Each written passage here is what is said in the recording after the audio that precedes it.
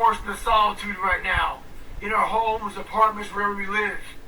But we're also being forced into solitude in our own minds. Life is the most brutal endurance sport of all time. And that's what we have to love about it. We have to flip it on its head and love the fact that life continues to attack us. There are no fucking timeouts. You can't just go like in a fucking sporting event when the coach doesn't like something and call timeout. You have to figure shit out on the fly. You have to be that person who's always prepared. Acknowledging sleep is important, recovery is important, Yes. but that's not what you're about. You have to forgo something. Ice baths, saunas, sleep, nutrition. All this shit's so fucking important, dude. I don't have time for some of them. To extract what I had to extract, something had to give. The same age you were giving speeches, I was trying to figure out how to say the without stuttering. And I realized as I got older that all these things are important. But for me to stop stuttering, I gotta build fucking confidence. And speech therapy didn't help that. Nothing helped that. I have to forego a lot of shit to be as fucked up as I am to build confidence. So my big thing is when I live my life, I want to make sure that when I'm dead and gone, that I wring that wash rag out, and that wash rag is my soul. And I also believe that we're going to end up one day meeting a maker, if you believe in one. And I believe that maker knows everything about you. Everything about you. Knows I was going to be here and talking to you. Knows everything. But you also have a choice to make. You have a choice to make. We have choices. And one thing that scares me to death in my life is getting to heaven and not being what I was supposed to be. And I believe that God has a chart. And he looks at the chart and he puts it in front of you and you get to heaven. He says, hey, this is what you're supposed to be.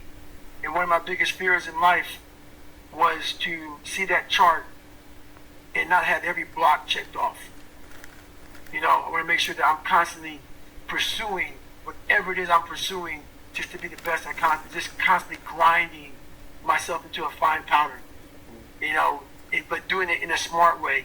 Like I talked about, you can constantly grind yourself to a point where you're just sick. There's a happy medium of grinding, so that's my purpose now, to continue to push myself so others can see what is possible. So let's say I'm training for a 100-mile race, and I get to mile 50, and I feel like shit. And like everybody else, my mind gets soft. Mm-hmm. Why? Because I'm human. Yeah. I'm not some damn, hybrid creature that was formed from the heavens above. No, not. Human. I suffer. I don't like it. I'm uncomfortable. I don't like it. Yeah. So my mind starts to get weak, and we start to forget about how badass we are. I call that the cookie jar, but it's not about the cookie jar right now. Yeah. This is about self-talk. So basically what I do here is you have to make sure that your mind doesn't become spastic. When it's suffering, when it's in pain, all it wants to do is find the easy way out, which is usually quit. Mm-hmm. If you quit, the pain goes away immediately. Yeah. You gotta give yourself enough energy and fuel in your mind to stay just a little bit longer so you can talk yourself into staying for the whole thing. Motivation is just kindling, man. Yeah. It's just kindling, like, all these fires that happen out here in California, man. So it's so tragic what happened out here. But those fires start by a little motivation. And this is what I'm looking at, man. It's like a little spark starts these big fires. It was so crazy. That's why I look at motivation. Motivation is just a spark, but those little sparks, if somebody comes by real quick with some water, that fire's down, it's out. But if you come by and that little fire, no one touches it, and that little fire, which is motivation, which is kindling, and that kindling grows off to, like they call it, 1 hour fuels, 2 hour fuels, 10 hour fuels, 10,000 hour fuels. You want that thing to boil over and catch a nice big log. It's gonna burn a long time. And that big log starts catching everything on fire. This is your soul. So motivation a lot of times can be fucking just put some water on it, puts it out. That motivation needs to turn into drive, passion, obsession to what you want to become. And once you become obsession or driven, it's a fucking inferno. So now you gotta call in tons of firefighters and call in for help for here, calling for help from there. And they're not putting that shit out. Only thing that can take that thing out, it's gotta burn itself out. For me to stand in a fucking room with 10,000 or one person and not and be like, oh, put my head down, let me look around, let me read these paragraphs first, and then before I read the paragraphs, because they're calling me next, let me just leave the room, kind of stutter. That's a miserable life. And that's one of many things I did, besides lying, besides being insecure, besides being immature, besides being fat, besides being one of the only black kids in my school. There's a lot of things I had to overcome to gain confidence. And in doing so, a lot of that had to go. A lot of it. So I became the guy that became once again misunderstood. You only sleep 4 hours a day, 2 hours a day. Sometimes you don't sleep at all. What's this and what's this and what's this? I know it's all important. I can't. Something's got to go. All of us are dealing with is what we don't want to deal with. It's the fact that we have to think about all these things that we don't like about ourselves. We like to use life as a big escape. That escape is not there anymore. All these distractions that we use, they're no longer there. This is the time right now for you to stop avoiding things. Get that pen and paper out. Look inside yourself. Stop looking at me or other people out here to be the hero of your story.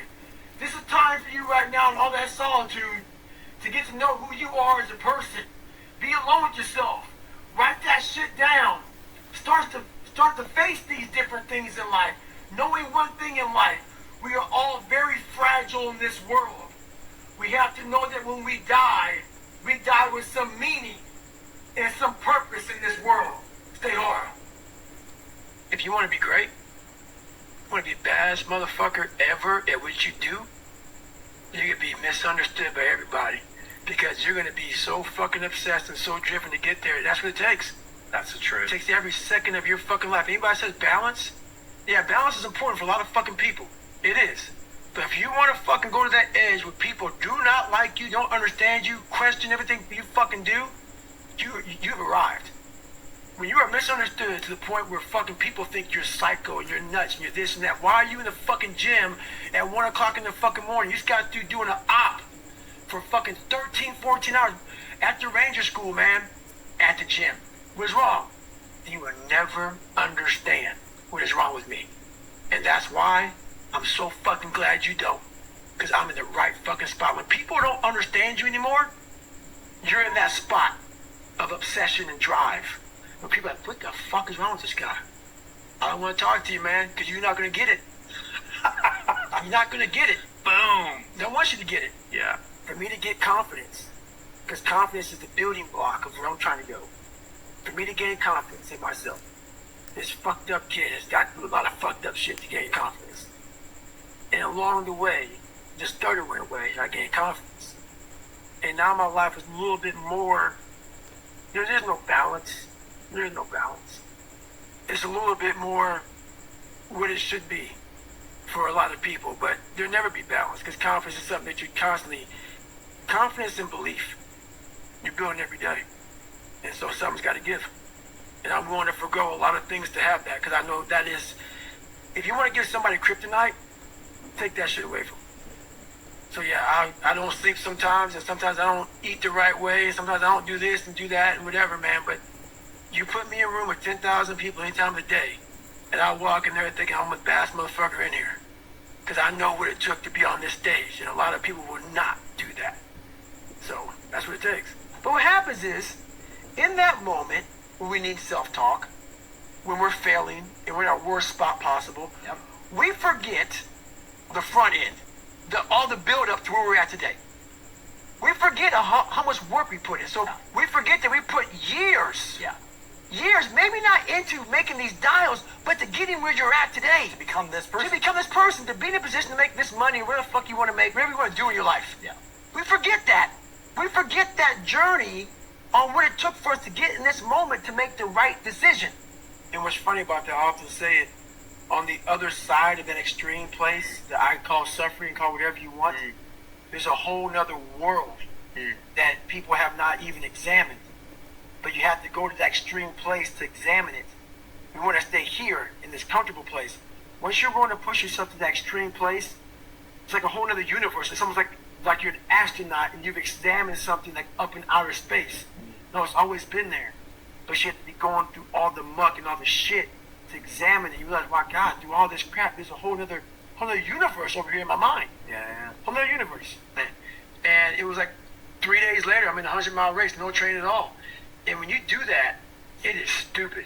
But what it does, if you're not going to quit it, like you just talked about, it breaks you down to nothing. You are suffering so badly, mentally and physically, that all of these demons are coming up. And you're trying to find answers, and you're trying to find answers. It was like living 19 hours.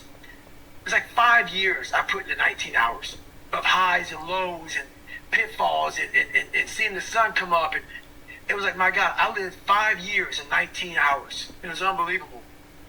So that's my self-talk is this. Okay, I just want to get the fuck out of here, man. I'm done. And then I remember this. You ran 2,000 miles training to be in this moment right now. We forget that. Yeah. We forget the 3 o'clock in the morning runs or getting up early for work or whatever you're doing. We forget all that. In that moment of suffering, I remind myself, I only have 50 more miles. I put in 6 months of training. We forget all of that. Yeah. So what I do, my self-talk is basically going back down memory lane of all those fucked up days. I ran in the fucking rain, or I had to fucking study real late at night, and I didn't want to do it, but I did it to get here.